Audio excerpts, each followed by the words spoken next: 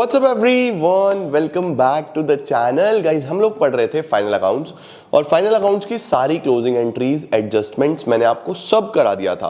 अब बारी है कुछ क्वेश्चंस करने की और फाइनल अकाउंट का जो नॉन मैन्युफैक्चरिंग वाला पार्ट है ना, आपका ये क्लोज हो जाएगा, खत्म हो जाएगा, फिर बचेगा मैन्युफैक्चरिंग और ये चैप्टर को भी क्लोज करेंगे। तो आइए जल्दी से शुरू करते हैं और देखते हैं अब इसके अंदर क्या क्या बचा है। फिर मुझे बचे हुए चैप्टर्स भी इसी मंथ में कराने हैं और हम सब कर लेंगे, तुम चिंता मत करो। चलिए जल्दी से लेट्स बिगिन।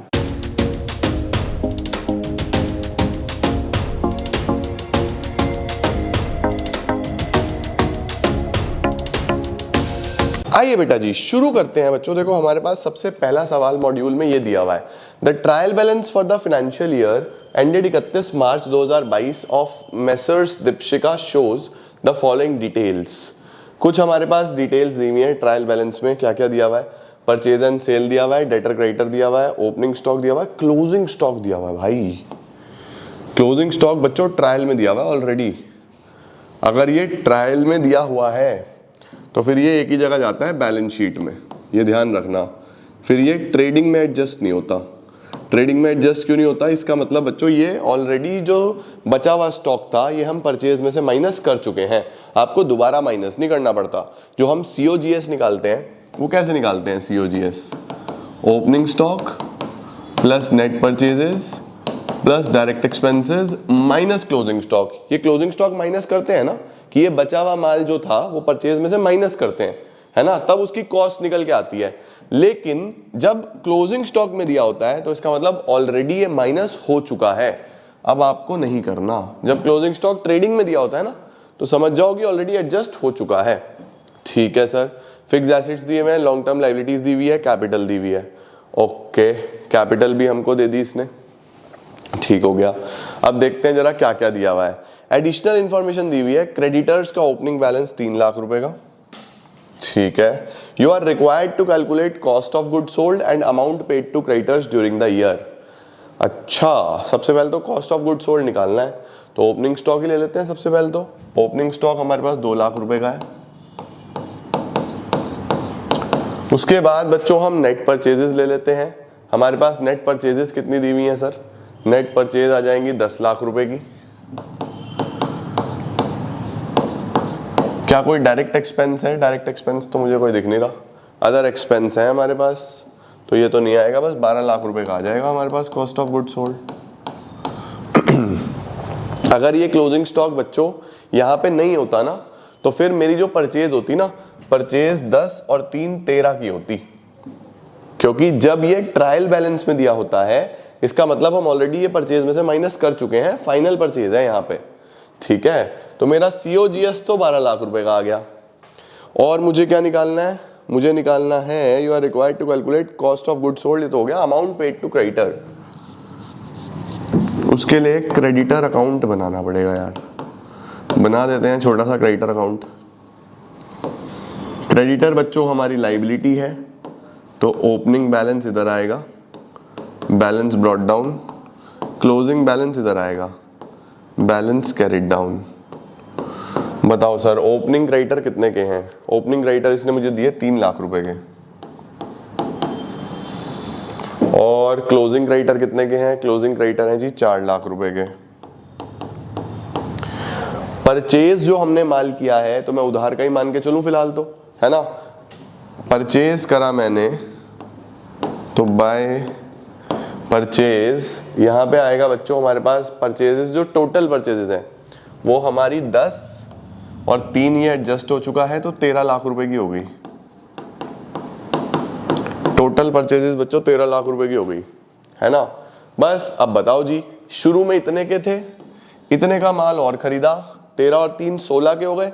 16 के बाद बचे कितने? 4 लाख रुपए के बचे। तो मैंने जो अमाउंट पे करा होगा टू बैंक 12 लाख रुपए का करा होगा भाई, और तो कुछ है नहीं। 12 लाख रुपीस का अमाउंट मैंने पे करा होगा इनको। ठीक है, स्क्रीनशॉट ले लो। चलिए जी अब आगे चलते हैं। This is done. हमें 2 ही चीजें निकालनी थी, COGS वो 12 लाख रुपए आ गया, और जो अमाउंट पेड टू क्रेडिटर है वो भी 12 लाख रुपए आ जाएगा ड्यूरिंग द ईयर। बस ये बात ध्यान रखना कि अगर क्लोजिंग स्टॉक अलग से दिया हुआ है ट्रायल बैलेंस में ही, इसके बाहर नहीं दिया हुआ, इसका मतलब वो एडजस्ट हो चुका है, तो ना तो वो COGS में आएगा, और जो टोटल परचेज आएगी वो 10 और 3 13 आएगी। ठीक है, हाँ sir, done. Number 2, prepare trading account of messrs ABC traders, ये हम ऑलरेडी कर चुके थे, पिछली क्लासेस में करा चुका हूं, तो ये हमारा डन है। उसके बाद यहाँ पे दिया हुआ है prepare profit and loss account, ये भी हमने कर लिया है। ठीक है सर। उसके बाद हमारे पास ये है, show how would you compute the amount debited to P&L account. P&L में कितना डेबिट होगा वो हमको कैलकुलेट करना है। अब क्या क्या दिया हुआ है आओ जरा थोड़ा थोड़ा पढ़ते हैं पहले तो। On 1 April provision for doubtful debts existed at 40,000 रुपए। इसका मतलब ओल्ड या फिर opening provision for doubtful debts आपके पास 40,000 रुपए का है, यानी 40,000 का प्रोविजन आपके पास है, ऑलरेडी बना हुआ है। ट्रेड रिसीवेबल्स ऑन 31 मार्च 2022 वर 15 लाख रुपए। क्लोजिंग के ट्रेड रिसीवेबल्स, क्लोजिंग के ट्रेड रिसीवेबल्स 15 लाख रुपए के हैं। ठीक है सर। बैड डेट्स कितने हुए? 1 लाख रुपए के हुए। ओके, बैड डेट्स हो गए जी 1 लाख रुपए के। ठीक है। It is required to write off the bad debts and create a provision equal to 5% of the trade receivables balance. बोल रहा है कि पहले तो बैड डेट्स को राइट ऑफ करो और फिर प्रोविजन बनाओ equal to 5% of the trade receivables balance.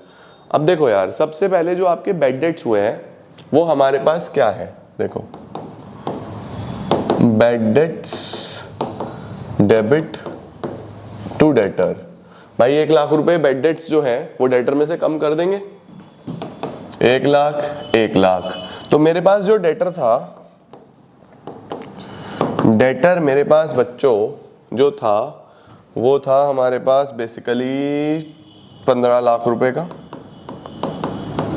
इसमें से बैड डेट हो गया 1 लाख, तो डेटर बचा 14 लाख रुपए का।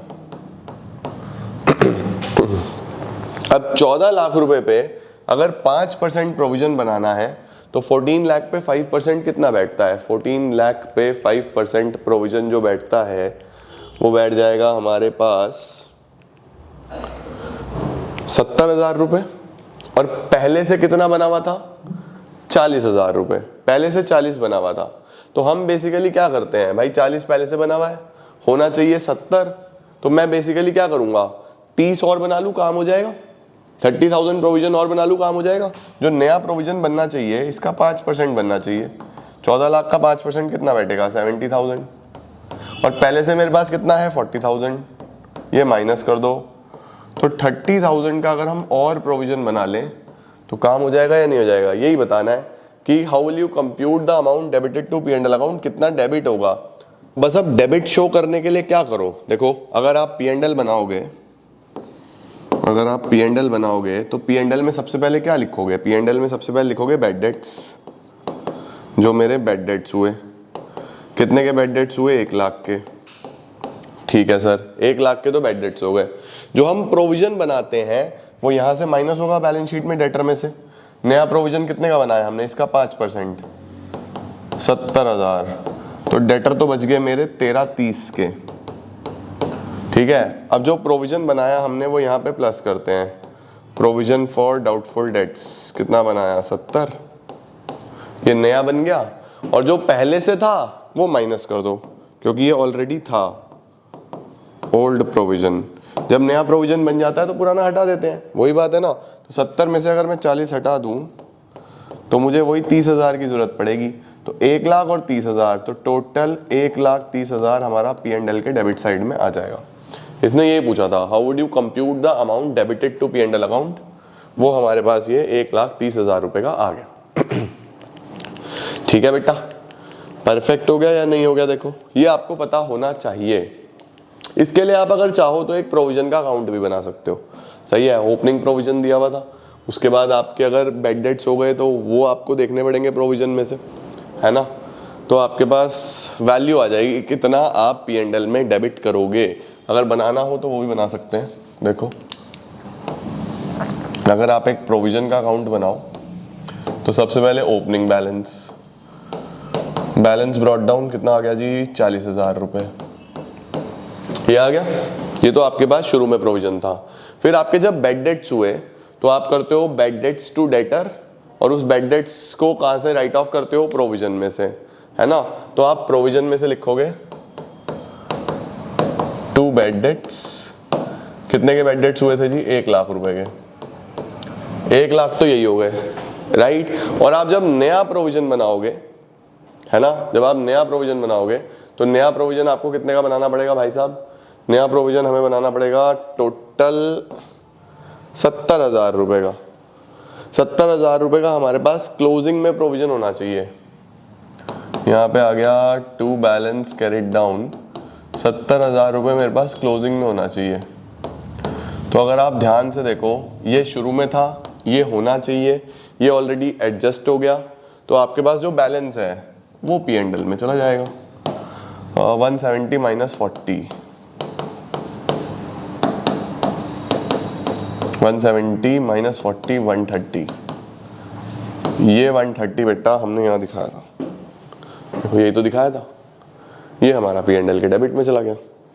ठीक है, सॉर्टेड, स्क्रीनशॉट ले लो। ये भी डन है सर। इसके बाद क्या है, following is a trial balance, closing inventory होता, ट्रेडिंग P&L बनाना था, ये भी शायद हमने बना दिया था, है ना। हाँ जी सर।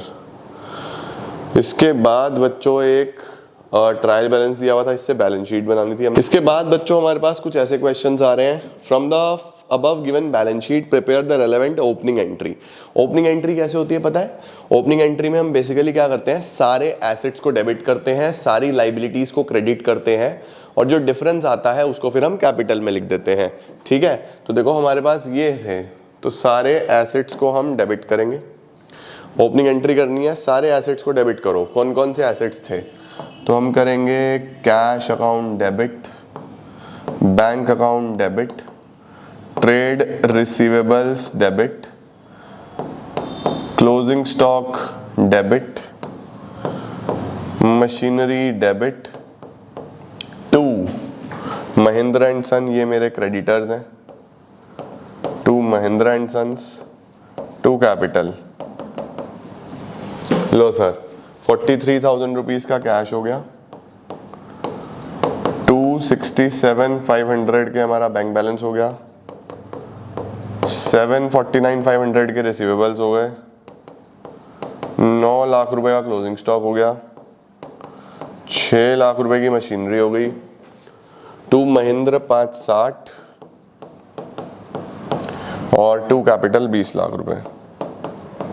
तो 25,60,000 रुपए का बच्चों हमारा टोटल ये आ जाता है।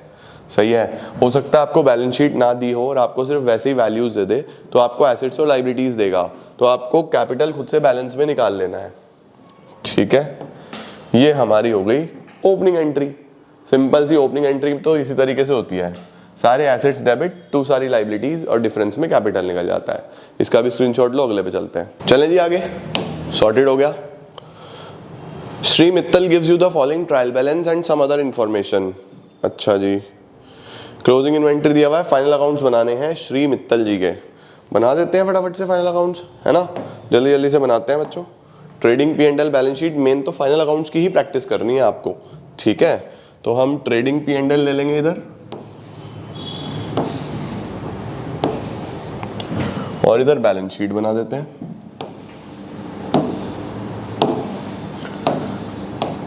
ये बैलेंस शीट हो गया जी,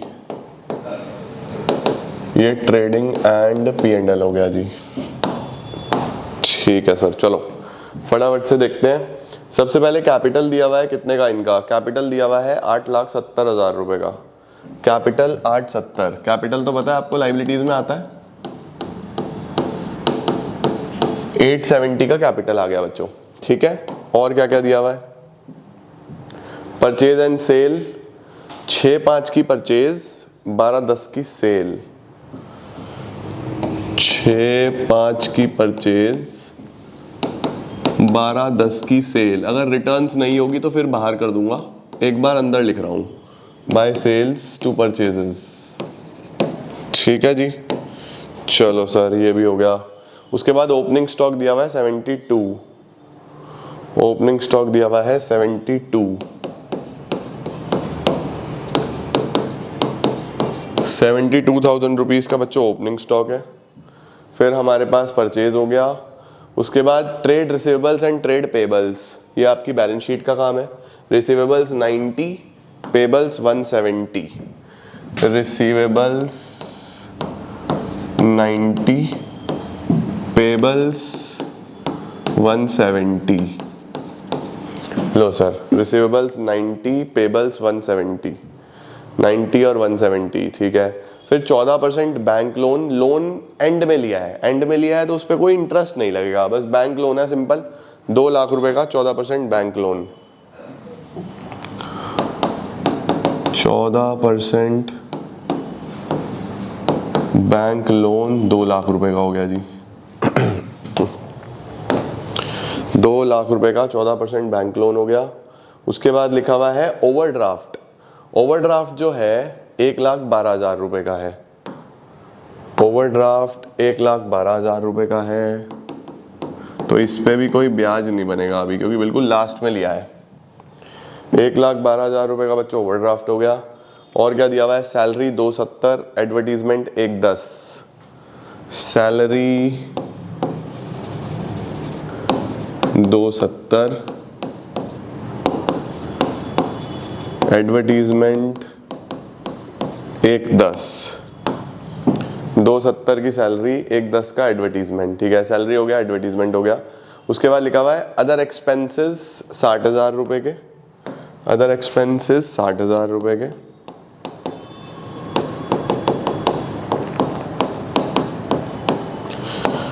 उसके बाद क्या है बच्चों हमारे पास? रिटर्न्स। रिटर्न्स का मतलब purchase return, cell return. Return में ध्यान रखना, डेबिट में परचेज होता है तो परचेज रिटर्न क्रेडिट वाली होती है, ठीक है, और क्रेडिट में सेल होता है तो सेल रिटर्न डेबिट वाली होती है। 40 और 30, 40 का सेल रिटर्न, 30 का परचेज रिटर्न। 40 का सेल रिटर्न, 30 का purchase return, minus return, minus return. चलो सर, नेट अमाउंट बाद में देखेंगे। रिटर्न्स भी हमने लिख दी, 40 की सेल रिटर्न, 30 की परचेज रिटर्न। Furniture 450, building 890, 450, 890।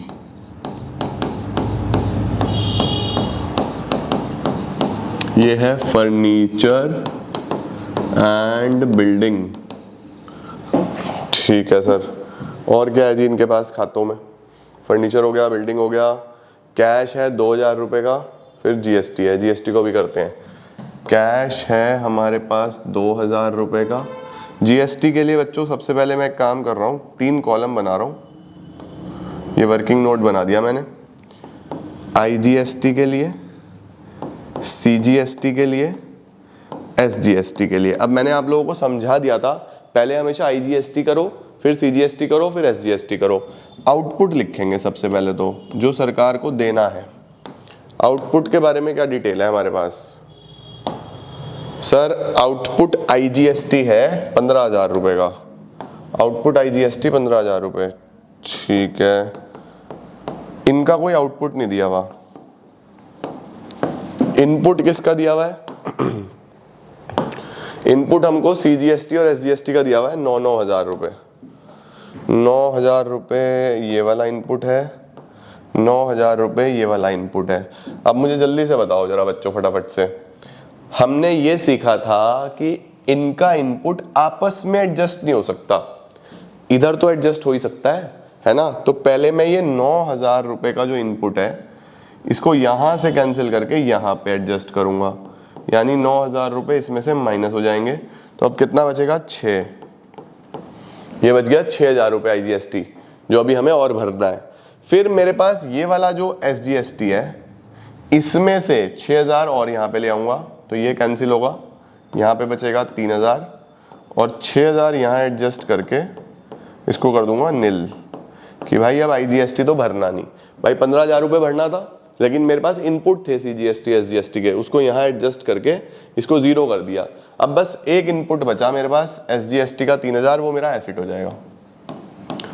3,000 मेरा एसेट में आ जाएगा, इनपुट एसजीएसटी, और तो कुछ बचा नहीं। भाई सीजीएसटी 0 हो गया, इसमें बस 3 बचा और ये 0 हो गया बस। और क्या है हमारे पास, कैश हो गया, ये एडजस्ट कर दिया। क्लोजिंग स्टॉक दिया हुआ है 1 लाख रुपए का, 1 लाख का क्लोजिंग स्टॉक है बच्चों।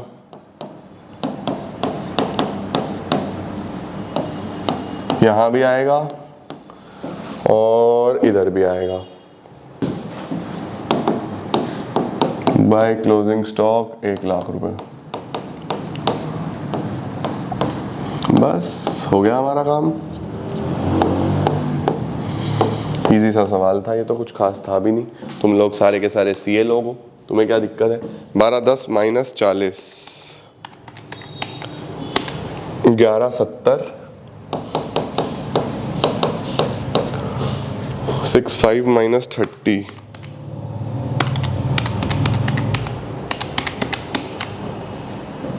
5 75। अब एडजस्ट करो, 11 70 और 1 लाख, 12 70,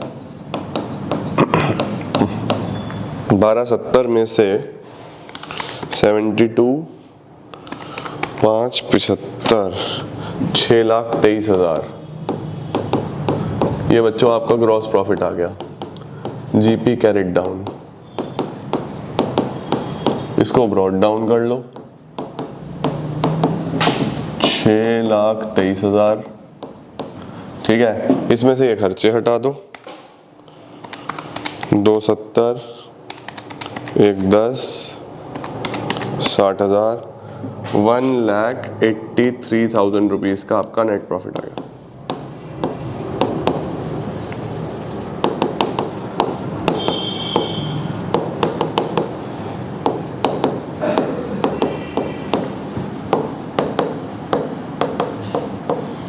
ये आ गया जी 1,83,000 बच्चों। ये आप कैपिटल में ऐड कर दो,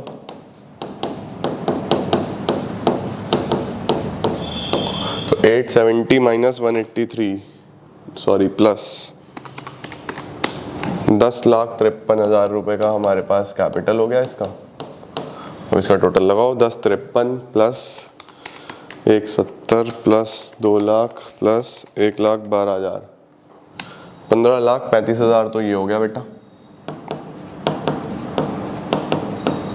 अब इधर देख लेते हैं, 90, 450, 890, 2,000, 3,000, 1 लाख, यस 15,35,000 ये हो गया।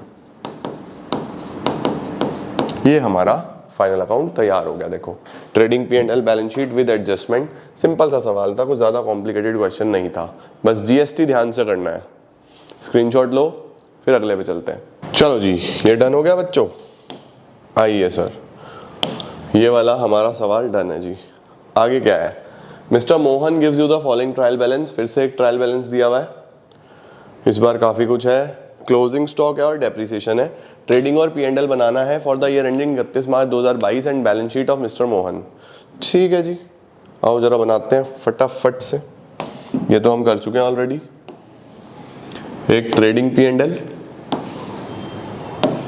एक बैलेंस शीट और जीएसटी का एडजस्टमेंट हमेशा की तरह यहां कर दूंगा। ठीक है, चलो शुरू करते हैं।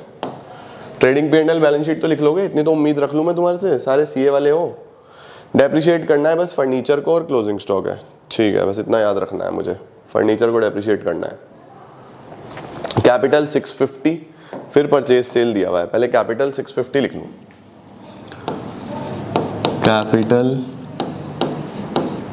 650, ये बैलेंस शीट है, इधर लाइबिलिटी इधर एसेट, पता है ना लाइक हो। चलो, purchase sale to purchase by sales, कितना कितना दिया हुआ है sir. Sale 970, purchase 430, sale 970, purchase 430। लो सर, कैपिटल लिख दिया, sale 970, purchase 430। Opening inventory 110, freight inward 40, 110 और 40। 110 का ओपनिंग इन्वेंट्री तो बाहर ही लिख देता हूँ यार। 1,10 और 40,000 रुपये का फ्रेट था। इनवर्ड दिया हुआ था इसलिए यहीं पे आएगा। पता है ना आपको, इनवर्ड वाले सारे खर्चे ट्रेडिंग में आते हैं, ठीक है। हाँ सर, ये भी हो गया। उसके बाद क्या है जी, capital sale, purchase, opening inventory, freight, salary. 2,10 की सैलरी, 1,50 के अदर खर्चे। 2,10 की सैलरी, 1,50 के अदर खर्चे।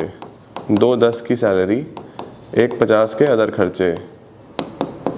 To salary, to other expenses, other administrative expenses जो भी दिया हुआ है। फिर फर्नीचर दिया हुआ है। फर्नीचर पे डेप लगाना था, एडजस्टमेंट मुझे याद आ गया। फर्नीचर कितने का दिया हुआ है, देखो फर्नीचर दिया हुआ है 350 का। फिर रिसीवेबल्स एंड पेबल्स हैं। फर्नीचर है 350, डेप अभी लगा देंगे इस पे। ट्रेड रिसीवेबल्स इधर आ जाएंगे, ट्रेड पेबल्स इधर आ जाएंगे। कितने कितने के हैं बच्चों रिसीवेबल्स और पेबल्स? रिसीवेबल्स हैं 2,10, पेबल्स हैं 1,90। 2,10, 1,90, ये रिसीवेबल्स एंड पेबल्स हो गए बेटा, ठीक है। चलो जी, इसके बाद क्या है? इसके बाद वी हैव रिटर्न्स। 20,000 की सेल रिटर्न, 12,000 की purchase return. 20 sale, 12 purchase. 20 sale, 12 purchase, minus return, minus return. ठीक हो गया सर। और क्या है? उसके बाद डिस्काउंट भी दो तरीके के दिए हुए हैं बेटा। जो डेबिट का डिस्काउंट है वो डिस्काउंट अलाउड है, जो क्रेडिट का है वो रिसीव्ड है। 19 discount allowed, 9 discount received. 19 discount allowed, 9,000 discount received.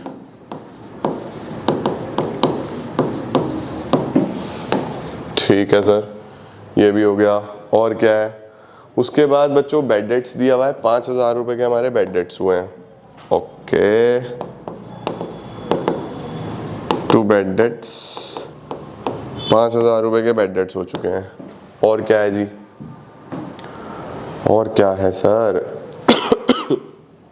1 lakh रुपए की गवर्नमेंट सिक्योरिटीज, कैश और बैंक 189, 1 लाख की इन्वेस्टमेंट्स बोल देता हूं,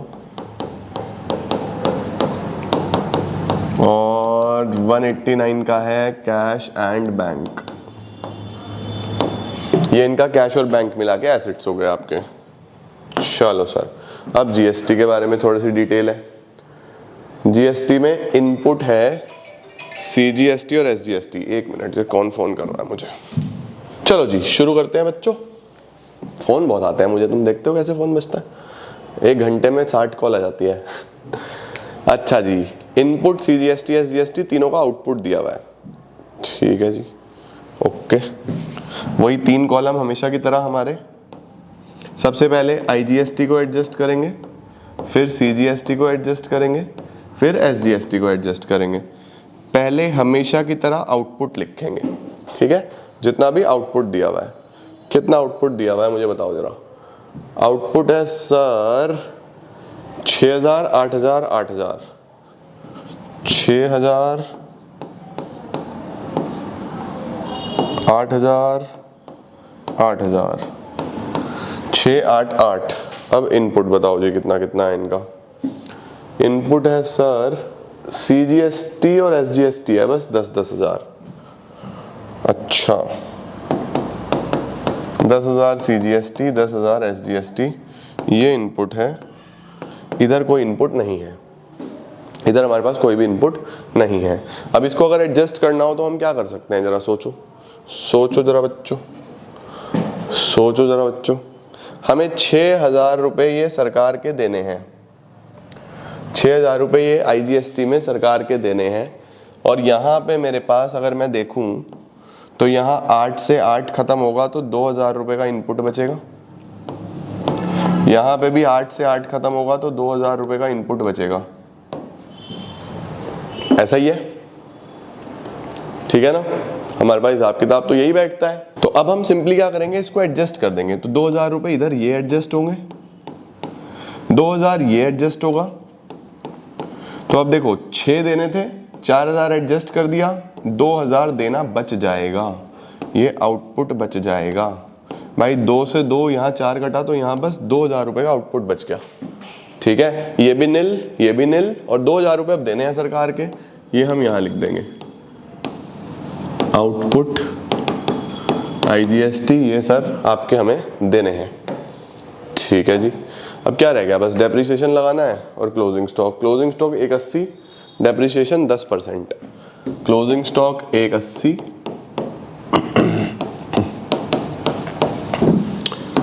क्लोजिंग स्टॉक 180 और डेप्रिसिएशन 10% है। 350 पे 35,000 रुपये का डेप्रिसिएशन आ जाएगा बच्चे, 315 आ जाएगा ये। ठीक है, 315, और डेप्रिसिएशन को इधर लिख देंगे 2 डेप्रिसिएशन 35,000 रुपये। बस अब हमको क्या करना है, सिंपली डेप्रिसिएशन बच्चों एडजस्टमेंट था, उधर भी आया इधर भी आया, क्लोजिंग स्टॉक एडजस्टमेंट था, उधर भी आया इधर भी आया, सारी एडजस्टमेंट दो जगह है ना। चलो जी, 430 - 12, 418 का तो ये हो गया जी, 418, 1 10 और 40, 568, 180, और ये कितना बचेगा, 950, 562 का हमारे पास ग्रॉस प्रॉफिट आ रहा है। 950 और 180, 1130, 1130 में से बच्चों ये सब माइनस कर दो, 1 10, 4 18 और 40,000, 562 का आपके पास ग्रॉस प्रॉफिट आ गया।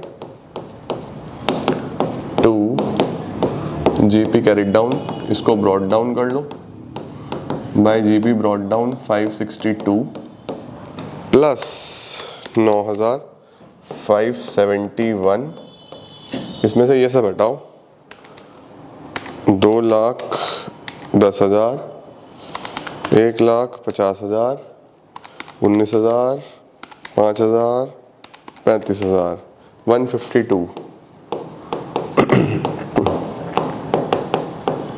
ये हमारा नेट प्रॉफिट आ गया बच्चों। Net profit transfer to capital पूरा लिख देना, 562 plus 9,000, 571 minus 210 minus 150 minus 19 minus 5 minus 35, 152। Yes, इसको यहाँ जोड़ दो, नेट प्रॉफिट आ गया 152, 650 और 152, 8,02,000, 8,02,000, बस और तो कुछ है नहीं बच्चों।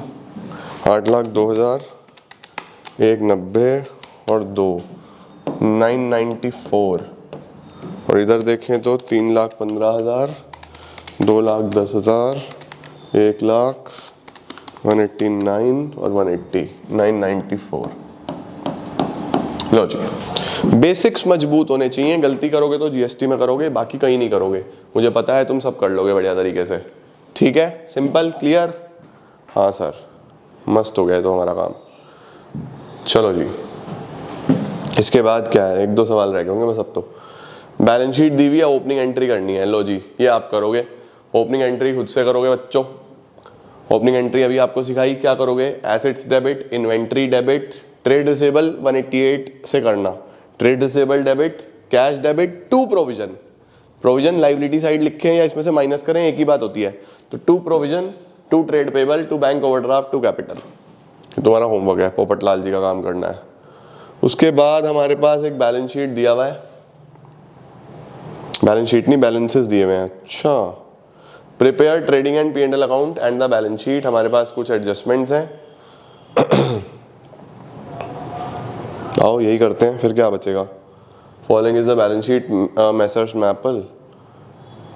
लो जी, एक ये बनाना है आपको, ठीक है, पहले यही करते हैं, फिर एक तुम्हें होमवर्क में दूंगा, फिर समाप्ति है। क्या रह गया, यही है बड़ा सवाल, ये करते हैं। चलो, बैलेंसेस दिए हुए और ट्रेडिंग P&L बैलेंस शीट बनाना है। आओ जरा बनाएं, ट्रेडिंग P&L बैलेंस शीट हमको बनाना है। इसे करते हैं क्लियर। ये हो गया ट्रेडिंग P&L। और अब बना देता हूं एक बैलेंस शीट। ये बैलेंस शीट हो गया, ये आपका ट्रेडिंग एंड P&L हो गया। अब जरा ये देखना है बस कि एडजस्टमेंट्स कहाँ कहाँ पे हैं।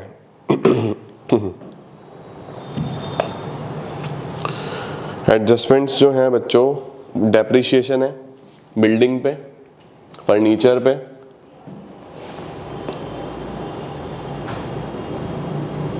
ठीक है जी।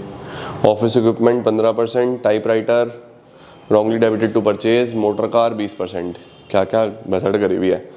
Value of stock at the close of the year, यानी क्लोजिंग स्टॉक दिया हुआ है। रेंट पे एडजस्टमेंट है, इंटरेस्ट ऑन लोन है, ठीक है।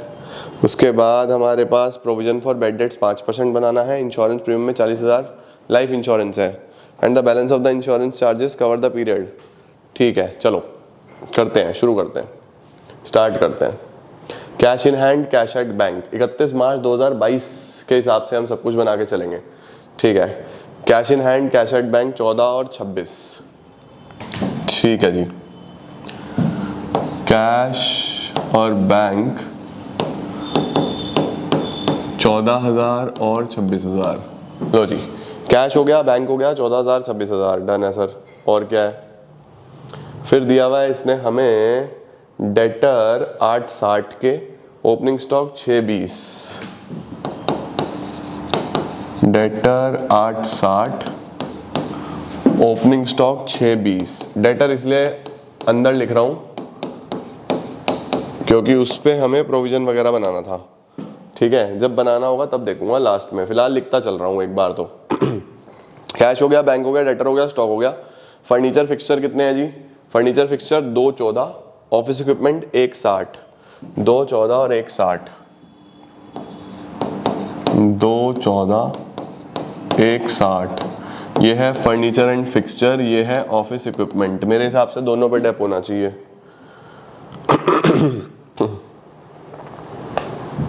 फर्नीचर फिक्सचर पे और ऑफिस इक्विपमेंट पे दोनों पे डेप्रिसिएशन होना चाहिए यार। Depreciate building, furniture and fixture,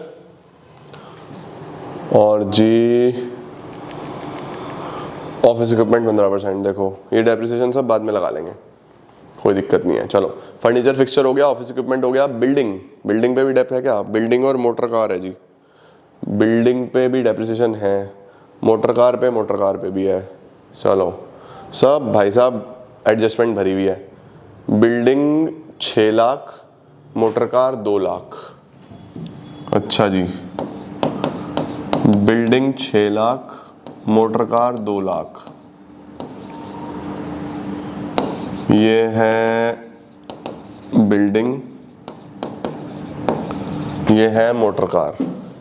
ठीक हो गया बेटा, हाँ जी सर ये भी हो गया। चलो और क्या है जी, बिल्डिंग हो गया, मोटर कार हो गया। उसके बाद क्रेडिटर हैं 430 के, एक लोन है विश्वनाथ से 3 लाख रुपए का, और पुराना प्रोविजन है, ठीक है। 430 3 लाख, क्रेडिटर और लोन 430 3 लाख, क्रेडिटर और लोन 430 3 लाख। ये हो गए हमारे पास क्रेडिटर, ये हो गया लोन। जो पुराना प्रोविजन है बेटा जब नया बनाऊंगा तभी एडजस्ट होगा वो, ठीक है, तो उसको छोड़ रहा हूं फिलहाल। पुराने प्रोविजन का फिलहाल कोई काम नहीं है, जब नया बनेगा तब देखेंगे, ठीक है sir. Purchase 14 lakh, purchase return 26, 14 26 23 42, 14 26 23 42, 14 26 23 42, 14 26 23 42 by sale minus return to purchase minus return, amount जब आएगी तो आएगी। परचेज पे एक एडजस्टमेंट और भी था। ठीक है, और क्या है जी? परचेज, सेल, सेल रिटर्न सब हो गया। सैलरी, रेंट, सैलरी और रेंट पे कुछ था क्या? सैलरी और रेंट पे value of stock 2 month rent, देखो रेंट पे है, सैलरी पे तो कुछ नहीं है ना, बस इंश्योरेंस पे है अब तो।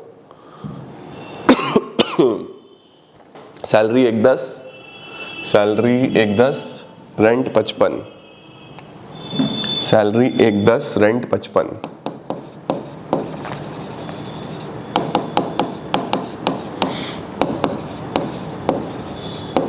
रेंट 55, इसको इनर कॉलम में लिखेंगे, इस पे कुछ ना कुछ एडजस्टमेंट है, करेंगे अभी। सैलरी हो गया, रेंट हो गया, उसके बाद बोर्ड भी थक गया बच्चों, हालत खराब हो गई इसकी।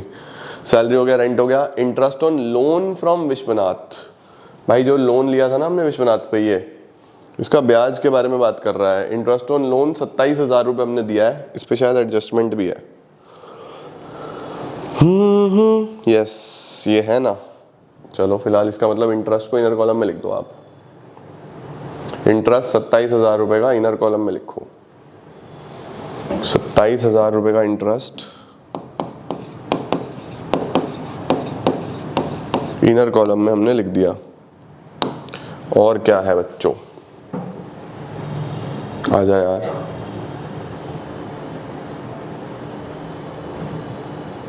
खुल जा भाई, थक मत, ऐसे मत थक, एक सवाल करा दे फिर थक जाइयो। आओ बेटा जी, इंटरेस्ट की हम बात कर रहे थे, इंटरेस्ट हो चुका है।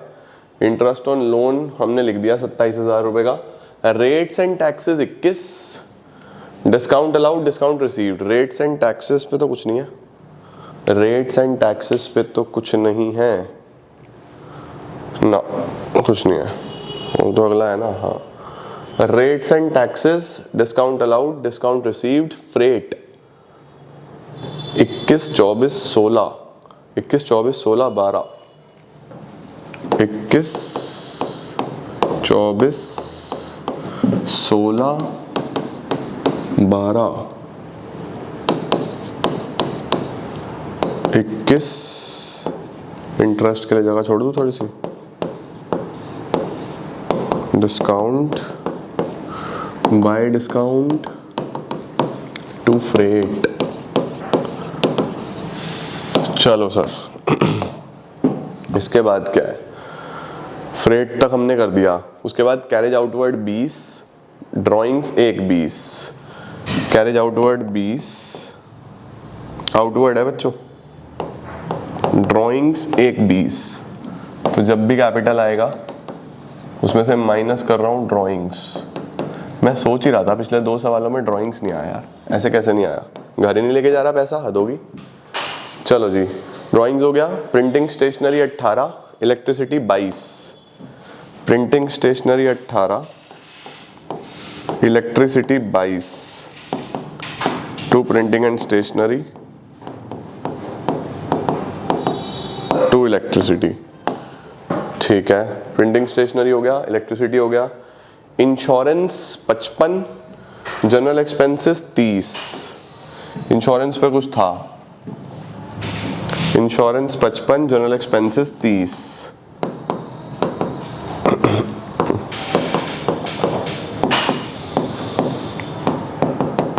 जनरल एक्सपेंसेस 30, ठीक है सर। इंश्योरेंस भी लिख दिया, जनरल एक्सपेंसेस भी लिख दिया। उसके बाद क्या है sir? Electricity, insurance, general expenses हो गया। Bed date 20, bank charges 16, bed date 20,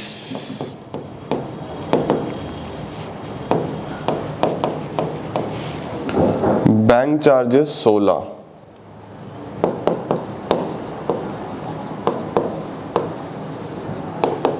₹16,000 के बैंक चार्जेस हो गए बेटा। इसके बाद क्या है? और क्या है? मोटर कार के खर्चे 36, कैपिटल 16-20, मोटर कार के खर्चे 36, motor car expenses, capital 16-20, capital 16-20। लो सर, एक एक जगह जाने वाली तो सारी आइटम्स हमने पहुंचा दी। अब बारी है असली खेल की, एडजस्टमेंट्स की। यहीं पे बच्चे नंबर कटवाते हैं। आओ जी, 1 बाय 1 करते चले जाएंगे सारी एडजस्टमेंट्स, ठीक है। क्लोजिंग स्टॉक दे दो पहले मुझे, क्लोजिंग स्टॉक दिया हुआ है क्या? Value of stock at the close of the year 440, 440 का closing stock. Closing stock 440 by closing stock 440। Closing stock के बच्चों अगर दो वैल्यू दिया हो तो कौन सी वैल्यू पे लोगे? Which ever is less. क्या बात है सर, सबसे पहले क्लोजिंग स्टॉक निपटा दिया, अब इंश्योरेंस निपटा लूं? नीचे से शुरू कर लेते हैं। देखो बोल रहा है इंश्योरेंस में 40,000 रुपए के प्रोपराइटर का लाइफ इंश्योरेंस प्रीमियम था, तो इंश्योरेंस में 40,000 रुपए तो उसकी ड्रॉइंग्स हो गई। तो इंश्योरेंस में से पहले 40,000 तो ये हटाओ, लेस ड्रॉइंग्स 40,000, तो 40 तो यहां से भी माइनस होंगी। लाइफ इंश्योरेंस प्रीमियम 40,000 तो ये हटाओ बच्चों। अब इंश्योरेंस कितने का बचा? 55 में से 40 हटा दूं तो 15 का बचा। अब क्वेश्चन क्या बोल रहा है? देखो क्वेश्चन बोल रहा है 40 तो लाइफ इंश्योरेंस था और जो बैलेंस है वो पीरियड कवर हो रहा है 1 अप्रैल से 30 जून। 1 अप्रैल से 30 जून का मतलब समझ रहे हो बच्चों? 15 महीने का हो गया ये। बोल रहा है जो बचा हुआ बैलेंस है ना वो इंश्योरेंस 1 अप्रैल से 30 जून तक का है। भाई 15 महीने हो गए, अप्रैल से मार्च 12 महीने, उसके बाद अप्रैल मई जून अगले 3 महीने और हो गए, तो 15 महीने का है तो 3 महीने का तो एक्स्ट्रा हो गया ना। मेरा ईयर तो मार्च में खत्म हो गया है ना। तो अगर 15,000 रुपए हमारे पास पूरे 15 महीने का है तो 3 महीने का कितना वो हटाना है, 3,000 आ जाएगा। 15,000 पे अगर मैं 3 महीने का निकालूं 3/15 तो हमारे पास 3,000 रुपए आ जाएंगे बच्चों। वो भी यहां से माइनस कर दो प्रीपेड के नाम से, 3,000 रुपए ये भी माइनस कर दो, एक ये माइनस एक ये माइनस, तो वैल्यू कितनी बचेगी? 12,000 रुपए बचेगी। और प्रीपेड आपका एसेट होता है, प्रीपेड इंश्योरेंस 3,000 रुपए। समझ में आया? टोटल इंश्योरेंस में 40,000 रुपए घर का था, पहले तो वो हटाया, ये हटा दिया कि भैया ये तो घर का इंश्योरेंस है। उसके बाद प्रीपेड जो था वो 3,000 रुपए था, वो यहां से हटाया और एसेट्स में लिख दिया। बढ़िया सर, हमारा ये भी हो गया, ये भी हो गया। अब इंटरेस्ट ऑन लोन की बात करते हैं। बोल रहा है जो इंटरेस्ट ऑन लोन है ना वो हमें 12% पर एनम के हिसाब से देना है, और जो लोन हमने लिया था वो 1/5 पे लिया था। 1/5 का मतलब हो गया 1 मई पे। अगर 1 मई पे लिया था तो 11 महीने का ब्याज बैठता है। भाई 1/5 पे लिया था ना तो 11 महीने का ब्याज बैठता है ये। तो आओ जरा चेक करें, 1/5 से तो 11 महीने का ब्याज बैठता है 12% के हिसाब से। लोन कितना है? लोन है 3 लाख रुपए का, तो 3 लाख पे 12% और 11 महीने, 3 लाख पे 12% और 11 महीने 33,000 रुपए का ब्याज बैठता है बच्चों। 3 लाख पे 12% और 11 महीने 33 का इंटरेस्ट बैठता है। हमने इंटरेस्ट दिया हुआ है 27, हमने इंटरेस्ट कितना दिया हुआ है 27, और बैठता कितना है 33, तो 6,000 आउटस्टैंडिंग रह गया। जोड़ो इसमें आउटस्टैंडिंग इंटरेस्ट, ये हो गया पूरा 33, और जो भी आउटस्टैंडिंग होता है वो आपकी लाइबिलिटी होती है, उसको लाइबिलिटीज में लिखो। आउटस्टैंडिंग इंटरेस्ट कितने रुपए रह गया था? 6,000 रुपए। देखो ये भी हो गया। भाई लोन पे 12% 11 महीने इतना ब्याज बैठता है, तुमने अभी दिया हुआ है 27, तो बाकी आउटस्टैंडिंग हो गया है ना। हाँ सर ये भी डन। चलो जी, इंश्योरेंस भी हो गया, प्रोविजन रह गया ना अभी। हाँ इंश्योरेंस हो गया। प्रोविजन फॉर बैड डेट्स बनाना है 5% ऑफ द डेटर, 5% का प्रोविजन बनाना है। फर्दर बैड डेट तो कुछ नहीं हुए, बस 5% प्रोविजन बना देते हैं। 5% नया प्रोविजन बनेगा डेटर पे, 5% का प्रोविजन। डेटर 860 के थे, 860 पे 5% 43,000 का बैठता है बच्चों। यहां से माइनस करो 43,000 का प्रोविजन, 860 माइनस 43, 817। अब जो प्रोविजन है वो बैड डेट्स में ही प्लस कर दो, कहाँ लिखे मैंने बैड डेट्स, 43,000 रुपये का यहाँ पे, प्लस करेंगे provision for doubtful dates 43, minus कर देंगे old provision for doubtful dates, पुराना वाला ट्रायल बैलेंस में दिया हुआ था, ट्रायल बैलेंस में हमारे पास प्रोविजन दिया हुआ था, प्रोविजन फॉर बैड डेट्स 30,000 रुपये, 30,000 रुपये हटा दो भाई। जब 43 का बन गया तो 30 का तो कोई काम नहीं है ना, ये माइनस कर दो, वैल्यू बाहर, 20 + 43 - 30, 20 + 43 - 30, 33 आ जाएगा। 33,000 बच्चों यहाँ आ जाएगा। देखो एक ही एडजस्टमेंट थी, प्रोविजन बनाना, प्रोविजन बनाया, डेटर में से माइनस, इधर प्लस, और फिर पुराना प्रोविजन हटा दिया। चलो सर 33 हो गया, और क्या है जी। अब हमने एडजस्टमेंट नंबर 6 कर दिया, एडजस्टमेंट नंबर 5 कर दिया, एडजस्टमेंट नंबर 4 कर दिया, रेंट भी हमने कर दिया। 2 महीने का रेंट इज आउटस्टैंडिंग, रेंट तो नहीं करा शायद अभी, 2 महीने का रेंट आउटस्टैंडिंग है। रेंट हमने दिया है 55,000 रुपये।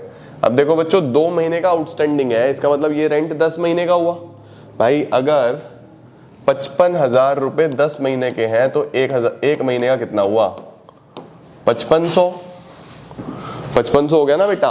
और 2 महीने का आउटस्टैंडिंग है तो ये आ गया 11,000 रुपये, इसमें जोड़ो, आउटस्टैंडिंग रेंट 11,000, तो 5500 × 12, 66 पूरे हो जाएंगे। ये हमने यहाँ पे कर दिया। आउटस्टैंडिंग रेंट आपका आ जाएगा 11,000 रुपये का, है ना। इसने बोला 2 महीने का आउटस्टैंडिंग है, तो अगर 2 महीने का आउटस्टैंडिंग है, हमने 55 दिया तो ये 10 महीने का होगा, तो 1 महीने का ये आ गया, मल्टीप्लाइड बाई 2, 11,000 ड्यू रह गया। बढ़िया हो गया सर, ये भी हो गया, ये भी डन, ये भी डन, ये भी डन, ये भी डन, ये भी done. Value of closing stock already लिख चुके हैं। अब डेप्रिसिएशन लगाते हैं। Building used for business 5%, 5% building पे डेप लगेगा, 5% बिल्डिंग पे डेप लगेगा। 1 मिनट में जरा आगे पढ़ लूँ इसमें। फर्नीचर फिक्सचर 10%, स्टील टेबल हमने खरीदी थी 14,000 रुपये की और हमने बेच भी दी सेम प्राइस पे, sold for same price, but वो जो सेल है वो हमने गलती से सेल अकाउंट में लिख दिया। अच्छा ठीक है। Office equipment 15%, purchase of a typewriter during the year 40,000 has been wrongly debited to purchases account, कोई नहीं, ये भी अभी देख लेंगे। मोटर कार पे 20%, चलो अब लगाना शुरू करते हैं डेप्रिसिएशन, ठीक है। बिल्डिंग पे 5%, बिल्डिंग पे 5% डेप लगेगा, तो माइनस डेप्रिसिएशन 5% कितना आ जाएगा, 6 लाख का, 30,000 रुपये तो ये आ जाएगा, तो ये वैल्यू आ गई 570, 570 की तो बच्चों बिल्डिंग हो गई। डेप्रिसिएशन एक ही बार लिखूंगा सारे के सारे, और कहाँ कहाँ डेप लगना है। Furniture fixture 10%, office equipment 15%, furniture 10, office equipment 15, furniture fixture 10 तो 21,400, ऑफिस इक्विपमेंट 15, 160 पे 15%, 24,000, ये सब डेप है। क्या बचेगा, 2,14,000 माइनस 21,400, 192,600, ये बचेगा 160 माइनस 24, 136। लो जी, मोटर कार पे कितना डेप है, मोटर कार पे भी डेप लगवा दो, बस वही बचा है 20%, मोटर कार 20%, मोटर कार पे 20%, 2 लाख पे 20%, 40,000, ये बचेगा 160। चलो भाई, अब डेप तो सारे लग गए। अब मैं एक बार बस और देख लूँ कुछ एडजस्टमेंट डेप से रिलेटेड तो नहीं है। एक ये लिखा हुआ है purchase of typewriter during the year 40,000 का, हमने गलती से इसको परचेज में डाल दिया। अब देखो बच्चों, टाइपराइटर भी तो एक ऑफिस इक्विपमेंट है, 40 का हमने खरीदा और हमने इसको गलती से परचेज में डाल दिया, तो 40 हमको पहले यहाँ से हटाने पड़ेंगे, माइनस टाइपराइटर 40,000 यहाँ से हटाएंगे, और इस 40,000 रुपये को ऑफिस इक्विपमेंट तो मैं ऑलरेडी लिख चुका हूँ, चलो यहीं लिख देता हूँ, टाइपराइटर यहीं लिख देता हूँ 40 का।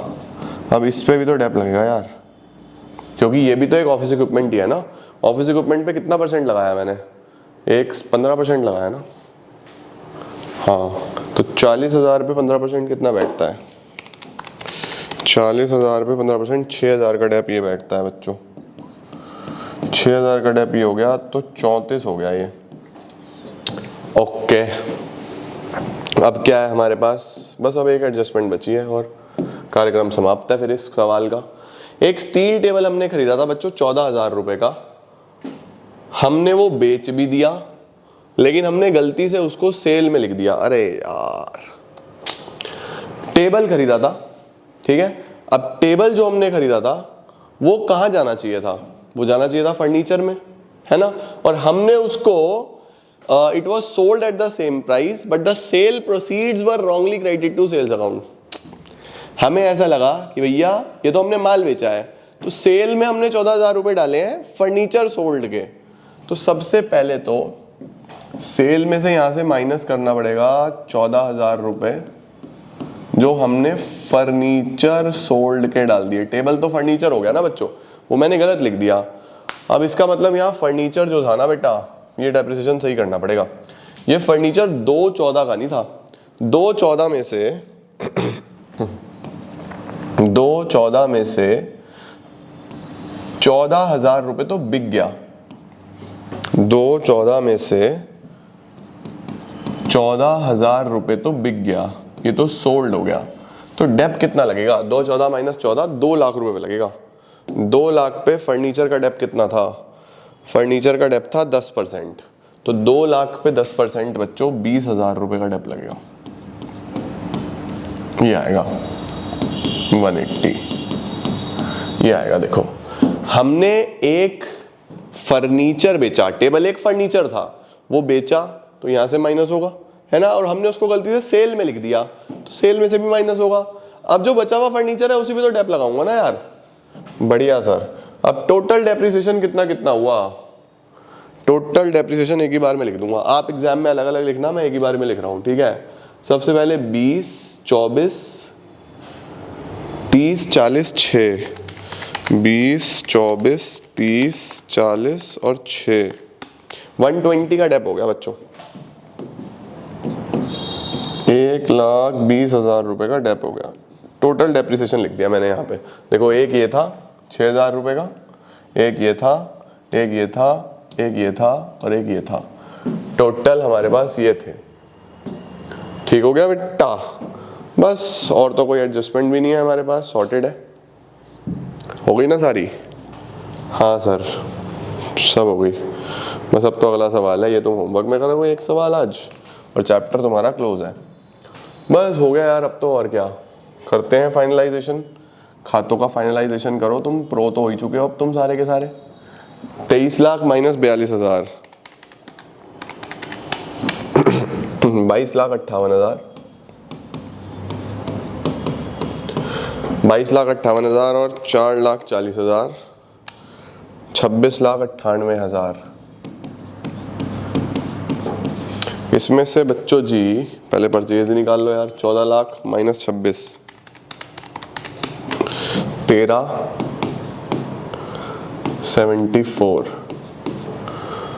अरे 40,000 ये भी तो है। एक मिनट रुक जा यार, ये मैंने कर दिया। 23 माइनस 42 माइनस 14, 23 माइनस 42 माइनस 14, 22,44। ये आया, ये तीनों माइनस करके। क्लोजिंग स्टॉक कितना, 440 था ना।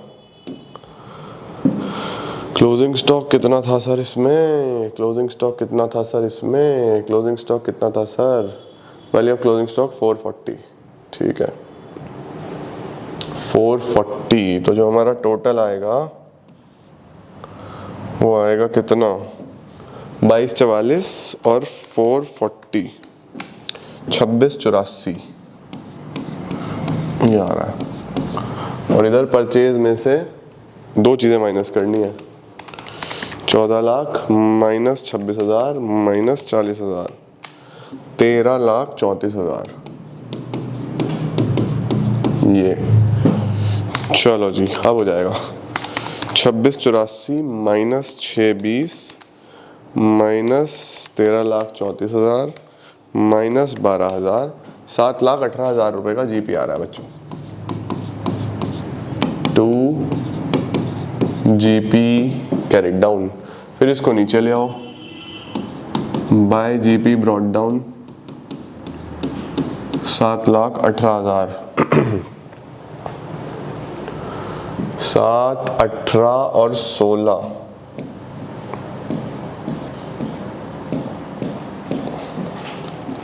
7, 18 और 16, 7, 34 और 7, 34 में से सब हटा दो, 1, 10, 66, 33, 21, 24, 20, 18, 22, 21, 24, 20, 18, 22, 12, 30, 33, 16, 12, 30, 33, 16, 36 और 1, 20, 36 और 1, 20, 173 का नेट प्रॉफिट आ गया बच्चों। टू नेट प्रॉफिट 173, 173 को यहाँ पे जोड़ो। कतई बड़ा सवाल था ये तो। 16,20,000 माइनस 1, 20 माइनस 40,000 प्लस 173,000, 16,33,000। लो सर, अब बस बैलेंस शीट का कार्यक्रम कर दो और हमें फ्री करो। 4,30, 3,00,000, 16,33, 6,000, 11,000, 23,80,000। अब अगर इधर भी यही आ गया 23,80,000 तो बस सब ठीक है, नहीं आया तो कुछ ना कुछ गड़बड़ हो गई है। 14,000, 26,000, 8,17,000, 8,17,000, 1,80,000, 1,36, 5,70, 1,60, 4,40, 3,000, 34,000। यही आ गया बच्चों 23,80,000। लो जी, बहुत ही शानदार सवाल था बच्चों, बहुत ही शानदार सवाल।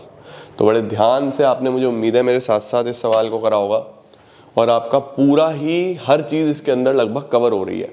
ठीक है, अब हमारे पास कितने सवाल बचे? 2 बचे क्या?